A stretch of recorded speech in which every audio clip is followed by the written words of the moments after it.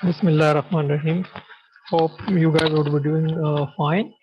So another interesting lecture of mechanical vibrations, and today we would be discussing multi-degree of freedom systems.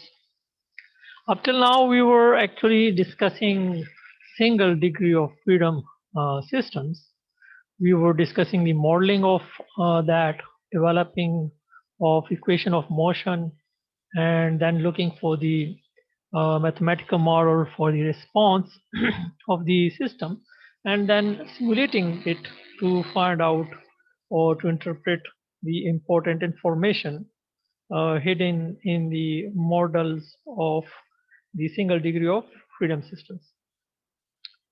As we know that most of the vibratory systems are continuous systems, they are distributed systems. They are not lumped systems or discrete systems. So actually, normally in more of the occasions, we have to model our systems as multi-degree of freedom systems, as 2 degree of freedom system, 3 degree, 4, and so on, depending upon the requirement of the problem. Uh, when the number of degrees of freedom is actually more than one, then we categorize those problems as multi-degree of freedom systems, or those vibratory systems are then classified as multi-degree of freedom systems. So let's say that if we have this automobile and we want to analyze the vibration of this automobile. So actually the solution of this problem actually depends upon the requirement. If the requirement is to find out the fundamental frequency of this automobile, that is the first, or the which is also the lowest frequency of this automobile, if that is the requirement, so remember that the easiest way is to model this as a 1 degree of freedom system. And the simplest model that we already discussed is the spring mass system. So this spring mass modeling or modeling this as a single degree of freedom system as spring mass system, this is the simplest model for this automobile, and this would give you the fundamental frequency of the automobile. Similarly, if the requirement is the displacement of the center of the automobile, and we could express this center of automobile with one coordinate x. So in that problem, there would be only one independent coordinate. And for that, we have to model this as a 1 degree of freedom system. Uh, Modeling the real problems as learned parameter model, or we know that it is a continuous system, it has infinite degrees of freedom. But when we are modeling this as a 1 degree of freedom, from the beginning, we know that we are actually inducing error in our calculation. But we know that that error would be from 2 to 10%. And that error is acceptable because of the ease with which we would be solving that problem. If you are looking for the fundamental frequency and you model this as a simple spring mass system, then you would just need the mass of the automobile, which is, let's say, 1,000 kilogram, and the equivalent stiffness of the 4 springs which are used in the suspension system. And within 1 minute, you could find out the fundamental frequency of this automobile, which would be from 1 to 1.5 hertz. So that is the beauty of the modeling. The error would be there if we find out or determine the experimental frequency, fundamental frequency of this automobile. It would be slightly different, but the error would be not too much. It would be only 2 to 10%. Therefore, it is a good estimate. The model would give you a good estimate with very minute error. So that is actually the beauty of this modeling or the ease with which you would be solving the problem. So if you want to reduce the error, Then one could also include the damping in this model. This would reduce the error by some amount, but it would make your problem a little bit more complicated. In that case, it would be a single degree of freedom spring mass damper system, and you have now included the damping in the modeling. Similarly, for example, if somebody says to you that now, oh, no, no, no, no, actually, we want to find out the vibration of the automobile at the front and at the rear. So, meaning that here the number of independent coordinates are 2. The number of independent coordinates are 2, and we have already discussed that the number of minimum independent coordinates that are required to completely describe the motion of all of the components of the vibratory system, it is termed as degree of freedom. So here the number of independent coordinates are 2, so meaning that now we are dealing with a 2 degree of freedom system. Although you see one mass, but these two coordinates are independent of each other. They are independent of each other. Here, the front suspension system, we are taking all of the elasticity in K and all of the damping as C. And also in the this represents the spring, and damper represents the rear suspension system. And this mass represents the mass of the whole automobile. So now we are actually modeling this as a 2 degree of freedom system. So this, when we develop the equation of motion for that, and then we solve for the frequencies, then it would give us two natural frequencies. So the number of degrees of freedom, if you are modeling it as a 2 degree of freedom, so the lump parameter model will give you two equation of motions and also two natural frequencies. So here, for example, if also the desired is to find out the first two natural frequencies of the system, then actually with this model we could find out the first two natural frequency. One natural frequency would be in the translatory motion, and the other would be in the rotational motion of the automobile. Similarly, if somebody says to you that also you have to include the damping, include the suspension systems, so we could also model the suspension system or the tires as a lump parameter model. So here, let's say MT represents the mass of the tire, and K represents the stiffness of the tire. This represents the stiffness of the tire, and this represents the mass of the tire and the whole wheel. And K and C is actually representing the stiffness and damping of the suspension system. So here you could see four coordinates: x1, x2, x3, and x4, and all these are actually independent of each other. So here we have modeled this as a 4 degree of freedom system. So the more we are actually going towards the accuracy, if you want more accuracy, so we could model this as a 4 degree of freedom system, 6 degree of freedom system, 8 degree of freedom system, and so on. If you are looking for more accuracy, so you have to you have to increase the number of degrees of freedom of the system. With that, actually, your problem would become a little bit complicated, but it would reduce the error in your computation. So just actually the main objective of all this discussion was that, or it is that actually uh, real systems, which are continuous and distributed systems, actually, if we want to model those, or if we want to analyze the vibration of that, so depending upon the requirement, what is the requirement, depending upon that, we have to actually model that real system, as 1 degree of freedom system, 2 degree of freedom system, 3 degree of freedom system, 4 degree of freedom system, and so on. So multi-degree of freedom system, a multi-degree of freedom system is one that requires more than one independent coordinate to describe its motion. The coordinates of multi-degree of freedom system are normally known as generalized coordinates. So the coordinates are called generalized coordinates when they are independent of each other. And the number of generalized coordinates are equal to the number of degrees of freedom of the system.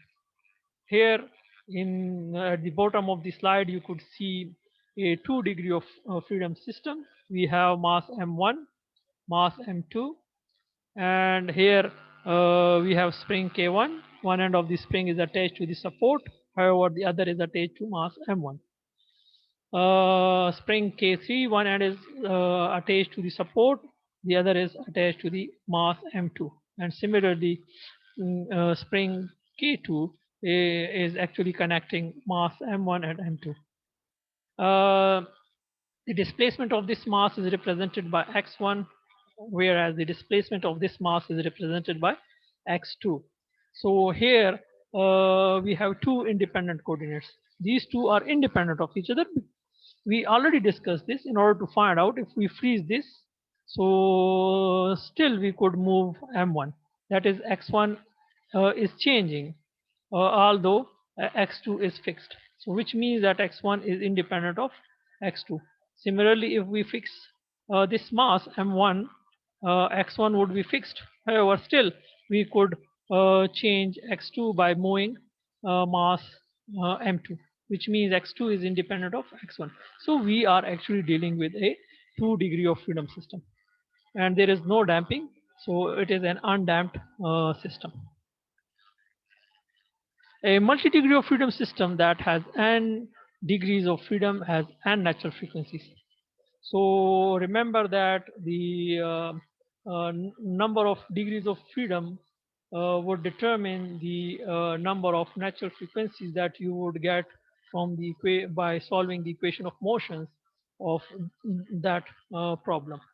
So if n is the number of degrees of freedom, you would have an equation of motions for that problem, and solving those n equation of motions would give us n solutions, and it would also give us n natural frequencies. So if somebody says that you have to find the first 5 natural frequencies, so in that case you have to model the system as 5 degree of freedom system. By modeling it as a 5 degree of freedom system, you would get 5 equation of motions and 5 solutions, or solutions for the response, and also you would be able to get or extract the 5 natural frequencies for your system using the modeling. For each natural frequency, there would be a natural state of vibration with a displacement configuration that is called a normal mode. So each natural frequency normally at each natural frequency, actually the vibratory system has a distinct configuration for displacement, and that distinct configuration of displacement corresponding to each natural frequency, it is known as normal mode. Is that clear? So at each natural frequency, normally our system would have a distinct configuration of displacement that would be not available at the other natural frequency, and that distinct configuration of displacement we normally termed or called that a normal mode. So if we have 10 natural frequencies for a system, then it would have 10 normal modes, and each normal mode would represent a distinct configuration of displacement corresponding to that natural frequency. So if we have n degree of freedom system, we would have n natural frequencies and n normal modes, and each normal mode would correspond to each natural frequency. In mathematical terms,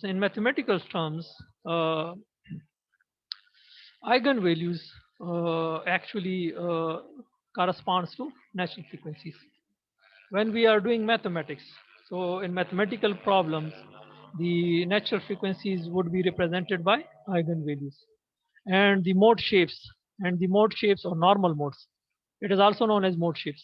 The mode shapes or the normal modes, they are represented by the eigenvectors. So in mathematics, you have already solved the problem eigenvalue problems. In eigenvalue problems, we have eigenvalues, and those eigenvalues represent natural frequencies. And the eigenvectors, which you are discussing in your eigenvalue problems of mathematics, those eigenvectors would represent the mode shapes or normal modes. So let's actually discuss a simple example. We have 2 degree of freedom system. There is no damping, undamped system. And what is given, the initial conditions are given. So given a set of initial conditions, determine the free vibration response of the system. So we are discussing a free vibration. Just looking at the diagram, you could see no forcing function.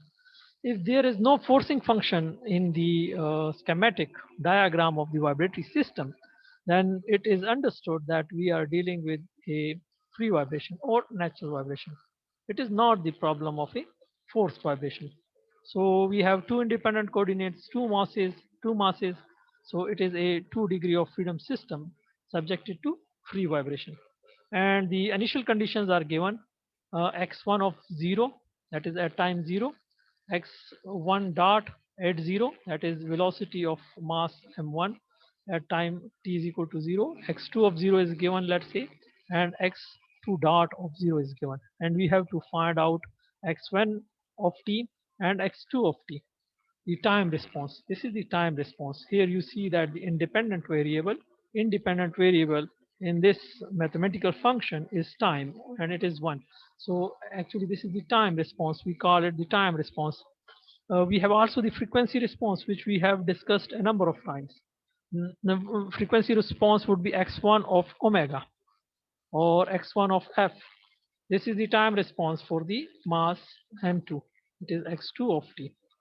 How the response changes with respect to time.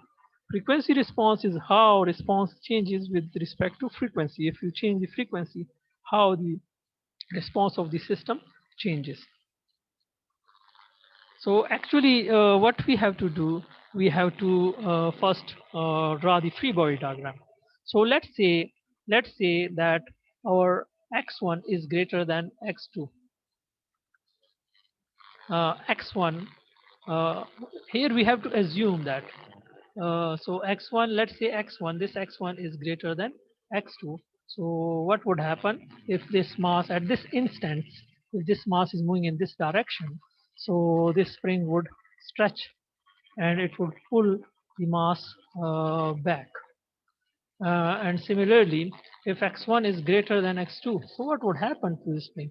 We are moving this end a little, however, we are moving this end of the spring a little bit too much.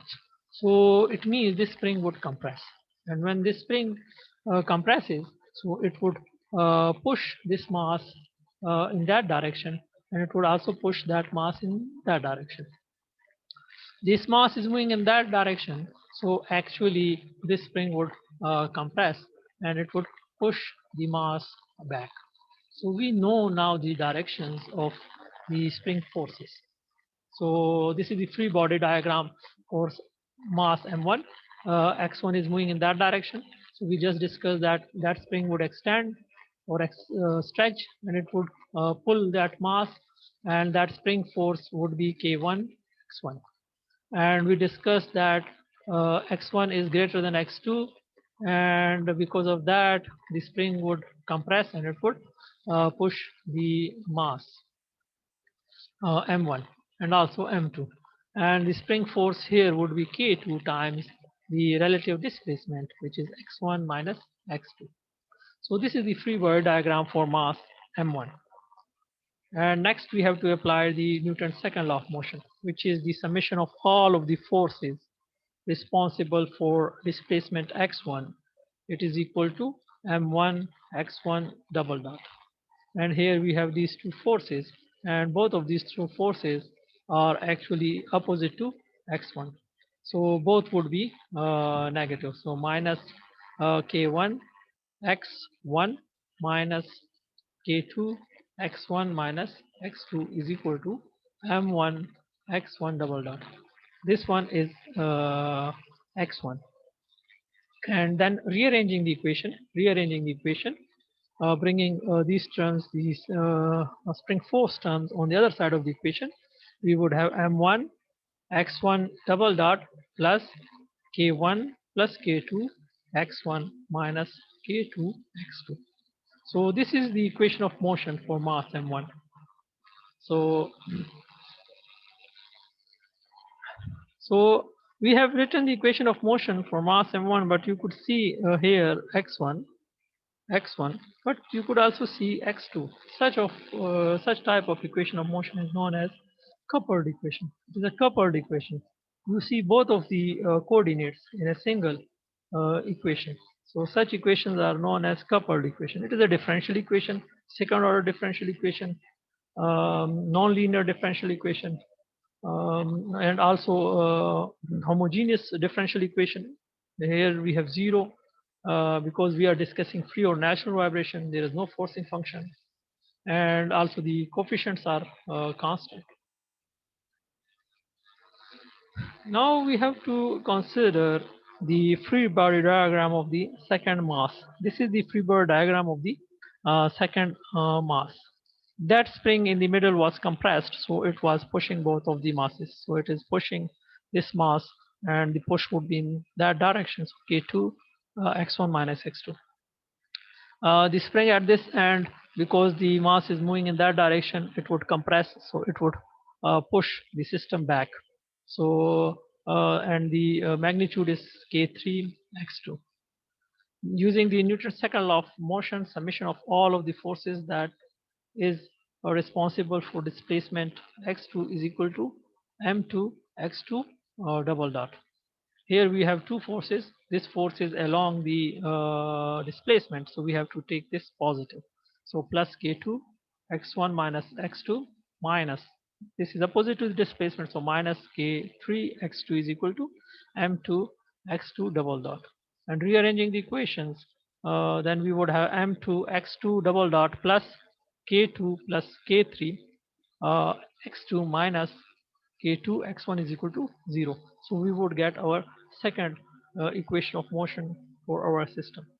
And again, it is a coupled equation because you could see the coordinate x2 as well as x1. So we get actually the coupled equation of motions. So we got our equation of motions. This is the equation of motion for the first mass. This is the equation of motion for the second mass. The equation of motion, if we look at the equation of motions, so we have second order differential equation, ordinary differential equation. These are ordinary differential equation, um, because the independent variables, that is independent coordinates x1 and x2, it is only the function of one independent variable, which is time. So these equations here would be ordinary differential equation. Both of the equations are linear because the power of each coordinate here is actually 1. Homogeneous because this side is 0. Constant coefficients, these coefficients, that is spring stiffnesses and masses, we are taking these constant during the problem. And coupled, equations are coupled because you could see here we have x1 as well as x2, here we have x2 as well as x1. So these two equations are coupled equation. So there are a number of techniques to actually solve um, uh, such equations. One of the method is actually the matrix method. So for a solution to simultaneous equations, rewrite in the matrix form. So we could rewrite both of these two equations in matrix form. So here we would have a matrix which have mass m1 and mass m2, and then along mass m1 and m2, if you look here, we have the accelerations x1 and x2. So in this matrix or vector, we would have x1 double dot, x2 double dot plus. Then we would have, if you look here, we have x1, x2, x2, x1, and the stiffnesses. So writing the stiffnesses in the matrix form, so x1 plus x2 minus k2 minus k2, k2 plus x3, and here in this matrix or vector we would have x1 and x2 is equal to, on the other side we have 0 0, on the other side we have 0 0, so we would have a 0 0 vector. So rewrite, if you look here, this is actually the mass matrix, this is the acceleration vector, this is the stiffness matrix, displacement vector. So generally, in case of multi-degree of freedom system, without damping and actually subjecting to free vibration, we would have a mass matrix which is represented by m. We would have an acceleration vector which is represented by x double dot vector plus stiffness matrix and displacement vector.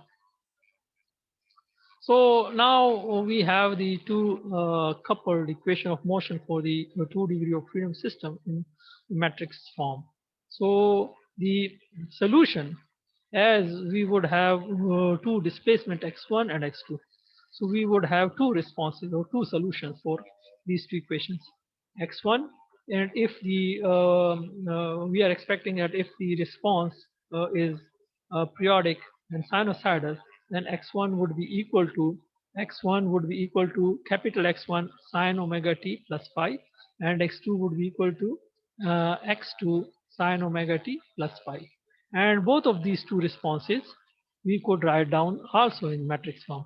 And in matrix form, it would be x1, x2 vector. It is equal to capital X1, capital X2 vector. This is the amplitude. This is the amplitude of these displacement. And we are assuming the response of the system as periodic and harmonic. So we could represent this by a sine function, sine omega t plus phi, and omega is the frequency of the system, and phi is the initial phase. So if this is actually the response of the system, if these two are the responses of the system, then it would satisfy the equation of motion. So meaning that if we plug for this x1 and x2 and also for x1 double dot by x2 double dot, if we differentiate this twice with respect to time, then we would get the acceleration vector. X1 double dot, x2 double dot is equal to minus omega square, and then we would have the amplitude vector sine omega t plus phi. So if this is the response, then it must satisfy the differential equation. So plugging for the acceleration vector and also for the displacement vector. After plugging for the acceleration vector and displacement vector, we would have this equation. And normally, if you look at the equation, we could take x1, x2 vector sine omega t plus phi as common. So taking x1, x2 vector sine omega t plus phi as common. So inside the bracket, we would have minus omega square mass matrix and stiffness matrix. So next, actually, uh, actually, we, sine omega t plus phi during vibration, we know that now actually we have the product of these three quantities, this, and this, and it actually leads to zero. It means that either this is equal to zero, this is equal to zero, this is equal to zero, all are equal to zero. Mathematics is actually telling us this. During vibration, we know that sine omega t plus phi, it would vary, but it would be not zero all the time during the motion. So what does that mean? It means that the quantity here, this quantity is actually zero all of the times during the vibration, from time 0 to infinity. We know that this quantity would be zero sometimes, but it would be not zero at all other times. So our understanding is that this quantity would be equal to zero all of the time during the vibration of the system. So the mathematics, from the mathematics we come to know this. Now actually we could combine these two matrices. We could add these two matrices and multiplying with omega square. So minus omega square will multiply here. So we would have minus omega square m1 and minus omega square m2, and then we would add these two matrices.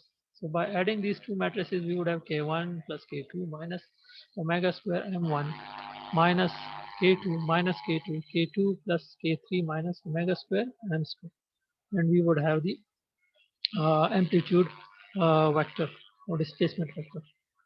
Now again, we either this quantity is equal to 0 or this is equal to 0 or both are equal to 0. This is amplitude. Amplitude would be 0 during displacement or vibration. The amplitude would be 0 at the mean position. At all other positions, intermediate position or extreme position, we would have displacement amplitude. So during all of the vibration, whole of the vibration, meaning that this quantity is not 0. What does that mean? It means that during all of the vibration, this matrix is actually equal to 0. So we have to take this the determinant of this matrix and try to find out the solution. So a solution of this set of equation exists if the determinant of the coefficient matrix is equal to 0. So the determinant of this matrix would be actually 0 for our this problem. And we have 4 elements in this matrix, and the determinant would be uh, uh, A D minus uh, BC.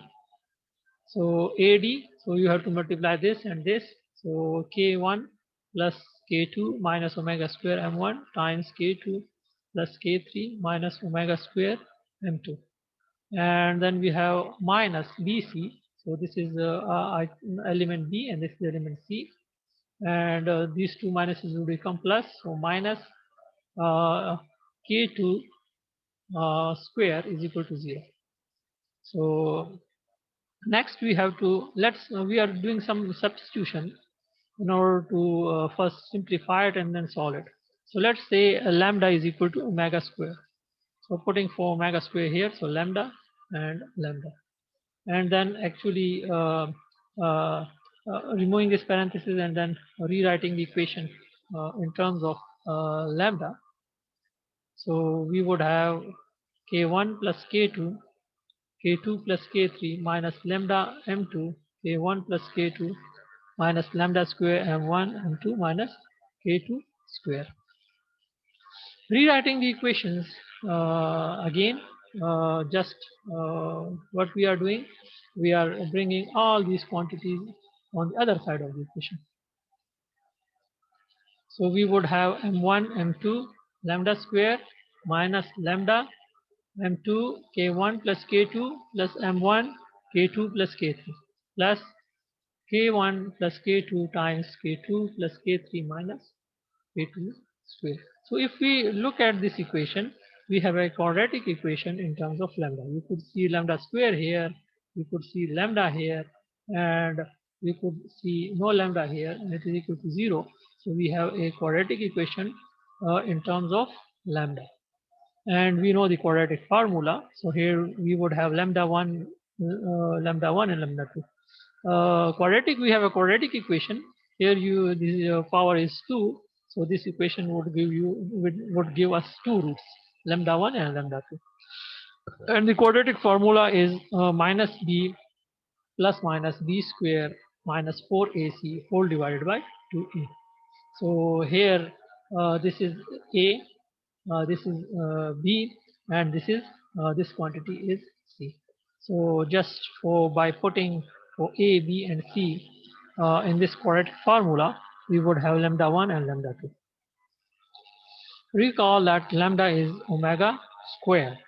So meaning that here we would get two lambdas, lambda 1 and lambda 2. So omega 1 would be under the root lambda 1, whereas omega 2 would be under the root lambda 2. and omega 1 and omega 2 are what? They are our natural frequencies of our system, the circular natural frequencies of our system. So we just consider that this is actually the response of our system x1 and x2.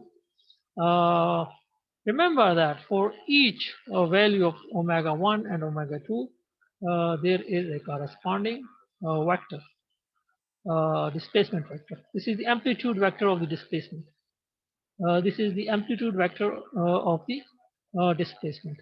So for each omega, that is natural frequency, we would have a distinct displacement configuration for each mass. And that distinct configuration of each mass, we just discussed that we termed that as a mode shape or normal mode. So for each omega, we would have this vector. We would have this vector. For each omega, for let's say for omega 1, we would have x1 with respect to omega 1, x2 with respect to omega 1, and we would get this eigenvector, which would represent a mode shift. And similarly for omega 2, we would have x1 at omega 2 and x2 at omega 2, and we would get our second eigenvector or mode shift. So these are the eigenvectors in terms of mathematics. These are the two eigenvectors. Each eigenvector corresponds to each omega or eigenvalue. And in vibration, these are termed as mode shapes or normal modes. So the total solution of the system, because in mathematics we actually discussed that actually if we have two solutions of a differential equation, so the sum of those two solutions would be the general solution, which would be the general solution of the differential equation. So here x1 of t, x2 of t is equal to capital A, and this is the mode shape corresponding to frequency 1 sine omega 1 t plus phi 1 plus the uh, mode shape corresponding to frequency 2, that is omega 2 sine omega 2 t plus phi t. So this would be the actually the total response of our system, x1 of t and x2 of t, where where a and b are arbitrary constants, and in order to find those arbitrary constants, we have to use the initial conditions, and these are the mode shapes. This is the mode shape vector. Mode shape vector. Alternate solution, as we discussed that there could be a number of techniques or methods which you have already studied in mathematics, which could be used to solve the simultaneous differential equation. The alternate solution method is eigen solution or eigen value method. So we have our two equation of motion in matrix form. We could rewrite this also in this form. We are bringing this matrix on the other side of the equation. So bringing that matrix on the other side of the equation would be, this is minus, on the other side of the equation it would become plus. So omega square mass matrix, and then we have the amplitude vector. Let's say lambda is equal to omega square, then we would have the stiffness matrix, which is here, displacement vector. Omega square is lambda mass matrix, and again displacement matrix or vector. So if we write the problem in matrices in this form, it is known as eigenvalue method or eigenvalue problem. Uh, in mathematics, the eigenvalues lambda are actually lambda is eigenvalues, and if we have n degree of freedom system, then we would have n eigenvalues or n natural frequencies. For n number of degrees of freedom, we have n natural frequencies, so we would have n eigenvalues. And if we have n eigenvalues or n degrees of freedom or n natural frequencies, so we would have n mode shapes. N mode shapes meaning that in mathematics we would have n eigenvectors. For each eigenvalue we would have a eigenvector, and this eigenvector actually represents the mode shape. Mode shape, we already discussed that for corresponding to each natural frequency, the system would have a distinct configuration for the displacement, and it would be known as mode shape. In mathematics, it would be eigenvector. The natural frequencies are the square root of the eigenvalues. We would have the eigenvalues. If you take the square root of that, we would get the frequency of the system. And as I told you a number of times, the eigenvectors actually represents the normal modes or mode shapes of the system. So now with this example, all our discussion would summarize, and it would become more clear to you guys. Again, we have a 2 degree of freedom system, free vibration, no damping. You are not seeing the force of excitation here. The stiffness values are given. Stiffness values are given. Mass m1 is 1 kg, mass m2 is 1 kg, and stiffness k1 is 16 Newton per meter, K2 is 24 Newton per meter, and K3 is 16 Newton per meter. Determine the natural frequencies and mode shapes of the system. So we have to determine the natural frequencies and mode shapes. So again, assume that x1 is greater than x2. Draw the free body diagram. So once you draw the free body diagram, mass m1 is moving in that direction. This spring would expand or stretch. It would pull the mass. If x1 is greater than x2, this spring would compress. It would push both of the masses, and the spring force would be 24 times x1 minus x2. If this mass is moving in that direction, this spring would compress. It would push the mass, and the spring force is 16 x2. uh, Using Newton's second law of motion on this, summation of all of the forces must be equal to mx double dot. Here we have two forces. This force and this force are opposite to the displacement, so minus 24 x1 minus x2 minus 16 x1 is equal to m is 1, so x1 double dot. And rearranging the equation, we would have this equation of motion. And writing for the mass m2, summation of all of the forces which are producing the displacement x2 is equal to mx double dot. We would get this equation of motion, and then rearranging, we would have x2 double dot plus 40 x2 minus 24 x. Rewriting these two equations in matrix form, so we would have the mass matrix, acceleration vector, stiffness matrix, and displacement vector. And these are the two equation of motions which we have just determined for the problem, and these two are coupled equation. And let's now assume the solution. So assume we are assuming a harmonic response. So x1 of t is c1 sine omega t plus phi, x2 of t is equal to c2 sine omega t plus phi, where c1 and c2 are actually the amplitudes, or they are constant, and omega is the frequency and phi is the initial phase. Okay, so if these two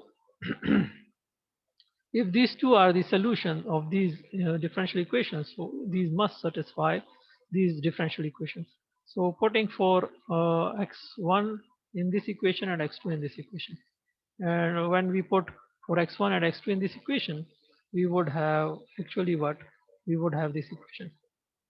So we have to put x1 here, x2 here, and x1 double dot. So we have to differentiate this twice with respect to time, and then you have to put this in that equation. And then after rearranging, we would have minus omega square c1 plus 40c minus 24 c2 sine omega t minus phi.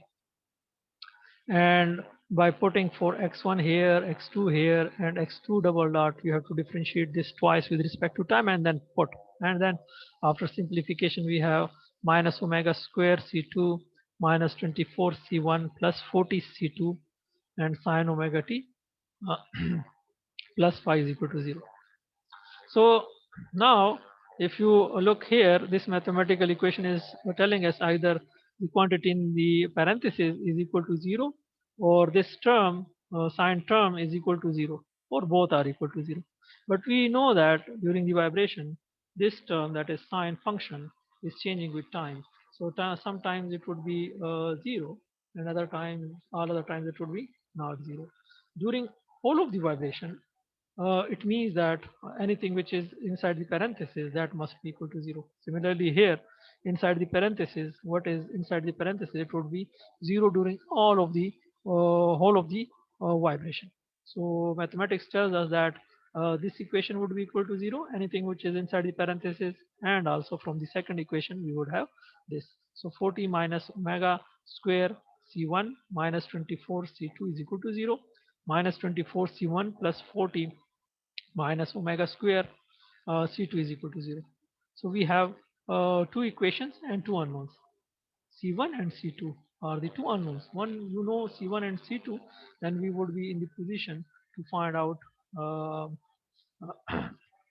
the other parameters. So we could also rewrite these in matrix form. So we would have 40 minus omega square minus 24 minus 24 40 minus omega, and we would have C1 and C2 here in this vector is equal to 0. So we have these two equations. Uh, what we could do from this equation, I could write down C2 by C1. We could find out that ratio. Bringing this term on the other side of the equation, it would become plus 24 C2, and bringing that C2 on this side of the equation. So C2, uh, then we would have C2 by C1 is equal to 24 by 40 minus omega. Uh, we get from this equation. It would be, yes, this equation would be C2 by C1 24 by 40 minus omega. So bringing that quantity on the other side of equation, it would become 24 C1, and then dividing the whole by this quantity, we would get C2, and then dividing by C1, we would get C2 by C1 is equal to 24 by 40 minus omega square. So from that equation we got this. Similarly, from this equation we get this. From this equation, we would have C2 by C1 is equal to 40 minus omega square by 24.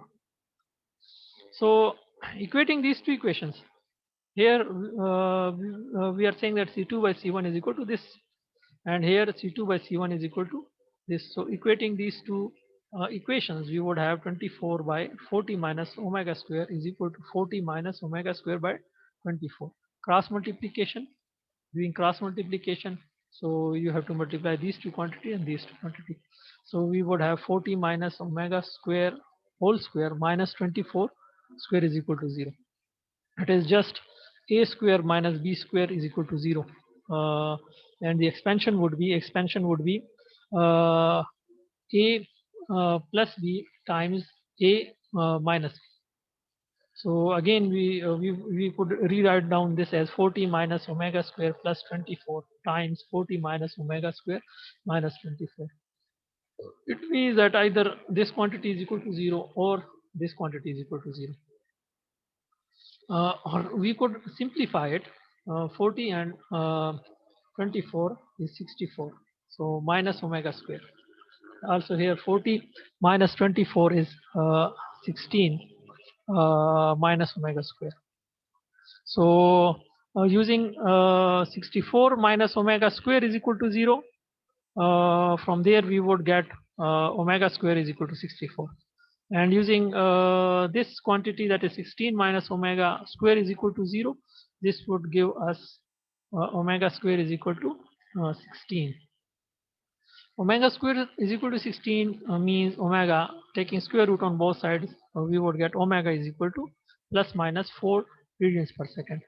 And taking square root of this quantity on both sides, we would get omega is equal to plus minus 8 radians per second. But remember that frequency is a positive quantity. frequency, mathematics is telling us that omega is plus minus 4 radians per second. But physics is telling us that frequency or reality is that frequency is a positive quantity. Frequency is always a positive quantity, the experimental parameter. It is a positive quantity.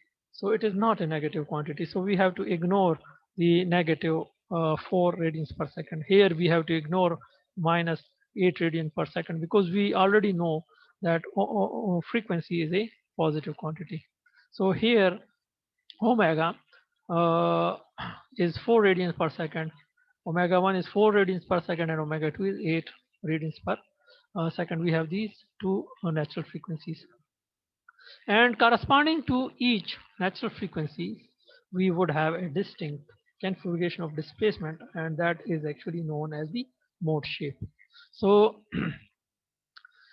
these are the two natural frequencies. To determine C1 and C2, that is the mode shapes, huh? Consider either of the equation. So we could use any of the equation. So let's say we are using this equation 40 minus omega square C1 minus 24 C2. So we are, let's say, using that equation. So we are plugging for omega is equal to for omega square, that is omega 1 square is equal to 16. So in this equation we are putting omega square as 16. So 40 minus 16 is 24, and dividing the equation throughout by 24, we would have C1 minus C2 is equal to 0. And in this case, we would get C1 is equal to C2, or C2 by C1 is equal to 1 plus 1. C2 by C1 is equal to plus 1. This equation tells us that C1 is equal to then C2, or C2 is equal to C1. And in this equation, when we plug our second natural, this is actually our first mode shape. First mode shape is that C2 and C1 are equal in magnitude, and also they are in the same direction, plus sign. With both there is plus sign, so they are in the same direction. Plugging for our second natural frequency, omega 2 square is equal to 64, putting 64 here, so we would have minus 24. Minus 24 this and minus 24 there. So equation would become C1 plus C2 is equal to 0, or C1 or C2 is equal to minus C1. C2 is equal to minus C1, or C2 by C1 is equal to minus 1, or C2 is equal to minus C1. So corresponding to second natural frequency, this is the mode shape. This is the mode shape. That is they would be equal in magnitude. C2 and C1, the magnitudes are equal in magnitudes, but opposite in direction, out of phase. So that is the physical interpretation what we discussed. For omega 1 is equal to 4 radians per second. We come up with this equation, that is C2 is equal to C1. So magnitudes are same, and on both sides we have positive sign. It means that both of the amplitudes are in phase. So meaning that the displacement of at the first natural frequency, both would be moving in the same direction and both would have the same amplitude. At this natural frequency of 4 radians per second, both of the masses would be moving in the same direction, and it would have the same amplitude at this natural frequency. Both would be moving like this in the same direction with the same amplitude. And if we draw the displacement, so this would be the actually the displacement of mass m1, and this would be the displacement of mass m2. Both would have same amplitude, and both of the displacement would be in phase. In phase means both of the peaks would appear at the same time. The peaks for both of the displacement would appear at the same time, and the trough would appear at the same time. For omega is equal to omega 1 is equal to 8 radians per second, for the second natural frequency, we got this C2 is equal to minus C1. The magnitudes of the amplitudes are same, but there is negative sign, which means that these two would be out of phase. Here, the two masses have the same amplitude and are out of phase. They are out of phase. Out of phase means they are moving in the opposite direction. If it is moving in this direction, this is moving in the opposite direction. So if we plot this here, so at this instant, if this is the displacement of this mass, the amplitudes are same, but they are out of phase. Here you see the peak here at this time. On the other mass, we would see the peak on the opposite side, that is negative side. So in this case, this mass would be moving in that direction, and this mass would be moving in that direction, and then it would move opposite to each other. All the times at this natural frequency, they would be moving opposite to each other. If it is going outward, it would be going outward. If this is going inward, this would be going inward. So at the first natural frequency, both would be moving in phase. However, at the second natural frequency, both would be moving out of phase.